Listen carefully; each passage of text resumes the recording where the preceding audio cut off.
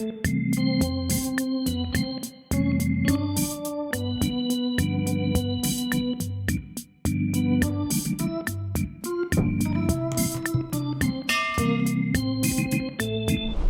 very weird Sunday. I didn't think Mike White and Trevor Siemian were going to go gangster on Sunday in the NFL. Got to be honest. Totally threw me for a loop. Let's talk Steelers-Browns. So Cleveland's passing game's got a problem.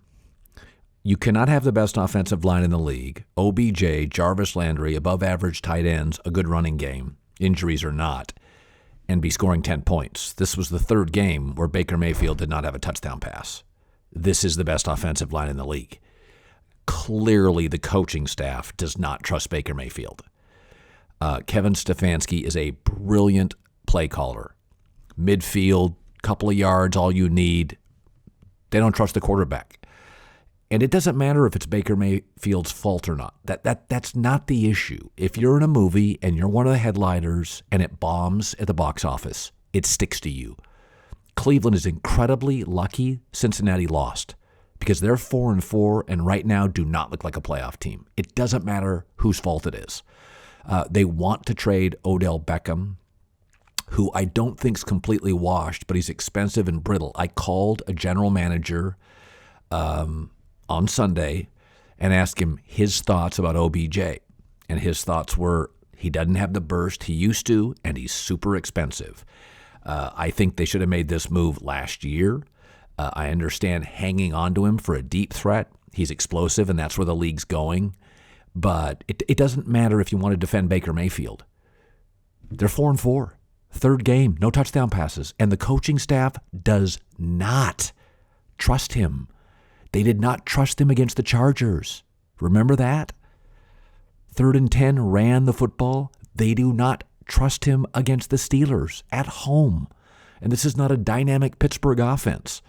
So whether it's Tua's fault or not, he had 4 straight 3-and-outs in Buffalo on Sunday in the third quarter. The owner was there. Not saying the protection was good, not saying the running game was good. It falls on you. You're the quarterback. So Cleveland's passing game right now is out of sync. The OBJ situation's bad, and Baker Mayfield wants to get compensated. There's absolutely no way you can give him the bag. You cannot consider it at this point. This team is just off. I thought this was one of the locks of the day with Baker Mayfield. They never got in a rhythm, and the passing game right now is completely broken. The Colts season, let's pivot to the Colts-Titans. I thought the Colts season rested in the balance with this win against Tennessee. They lost it, and I see them now as a team on the outside looking in. I think it's a well-coached team and a good roster. Sometimes you're actually better off being bad at quarterback, so at least everybody in the building knows. After this year, they have one more big year of a Carson Wentz salary, and Carson Wentz didn't just lose that game to the Titans. He lost it like 3 different times. He's basically a more talented Sam Darnold. Big moves, 6'4.5", 235, big arm, and incredibly bad judgment, incredibly reckless. So as much as I like the Colts, they're not great at left tackle, they're not great at corner, they're not great at wide receiver, and they're good and not special at quarterback. He's just too reckless. And this really is a fundamental truth about the National Football League in 2021. You can be really solid everywhere, but you got to be great at receiver, great at quarterback, great at left tackle, and probably at least have one great corner to be a special team. The Colts are okay at those positions, really strong everywhere else, and I think their season is done. And I think they're splitting the building on what to do with Carson Wentz. I think Frank Reich wants him. He's one of those quarterbacks. He divides a building. And even when he was vying for the MVP years ago, I don't remember him being this reckless with the football. But it appears to be worse. He does not have a star wide receiver consistently. And so, we talk about this, like Patrick Mahomes, he's trying to make plays. And it's really bad, and I think you have a divided room. I think you have divided executives who just don't know what the hell to do with Carson Wentz. Let me segue to Mac Jones in New England. So the last 12 quarters of Mac Jones, the 4 against the Chargers, the 4 against the Jets, the 4 against the Cowboys, and the second half against the Texans, here's what's really encouraging for New England. He's gotten out of the awful throw business. Now, they have receivers in N'Keal Harry and Jacoby Myers that just don't separate. They just don't. They're not a highly effective passing team. They have to do it with screens, underneath routes, a lot of deception. But more than any young quarterback, and we heard Mac Jones is smart, he's accurate, he won't make big mistakes twice. The last 14 quarters I've watched him, New England feels like a playoff team to me. Cleveland doesn't today.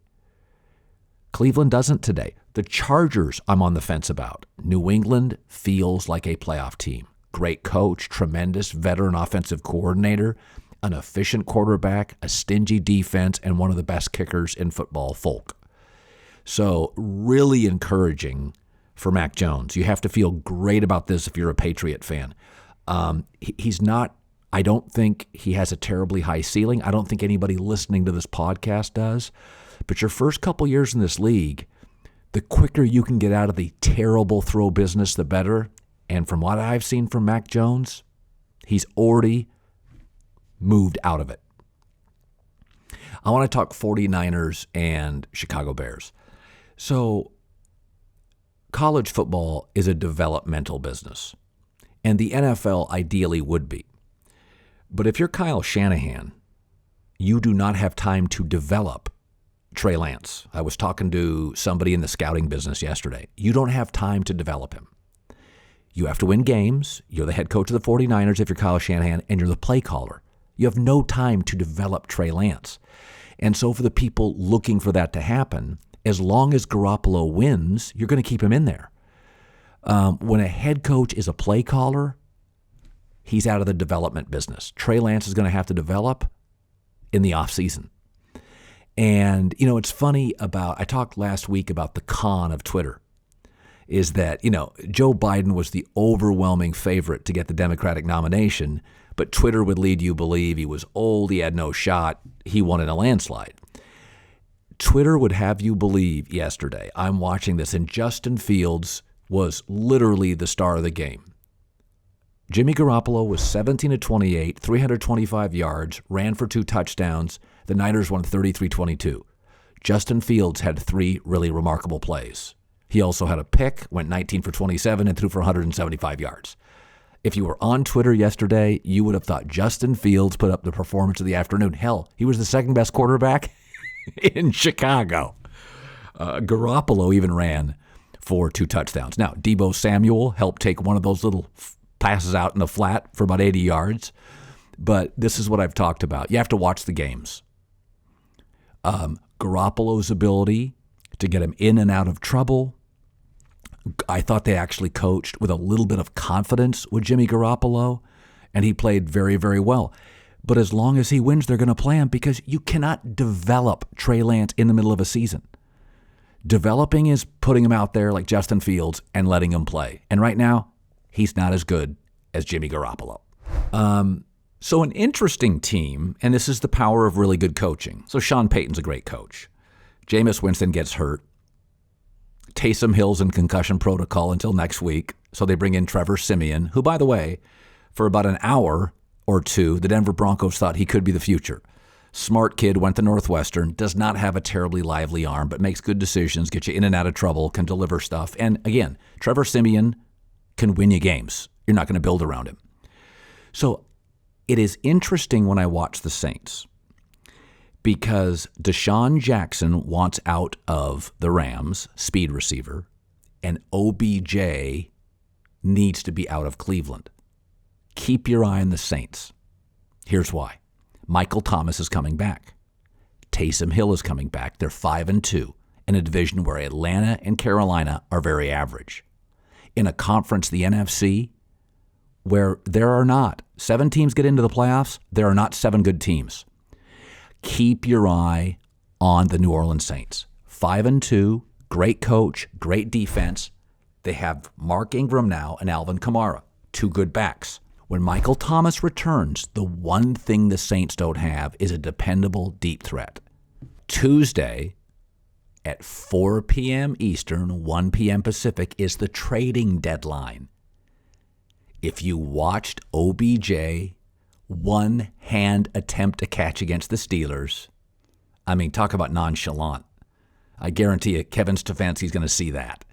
He wants out. It's time to move him. And Deshaun Jackson. If you're Sean Payton, I've got a defense. I love my coaching. I like my offensive line. We have now Ingram and Alvin Kamara. By the way, Kamara may be the best catching running back of my lifetime. He is insane. And Michael Thomas comes back. Michael Thomas is not a deep threat. Keep your eye on that. Because I think the Saints look at this NFC and think, we match up with Tampa. I think they think their defense matches up with Green Bay, matches up with Dallas. I'm not sure if they match up with the Rams, but they could convince themselves of that. One to keep your eye on.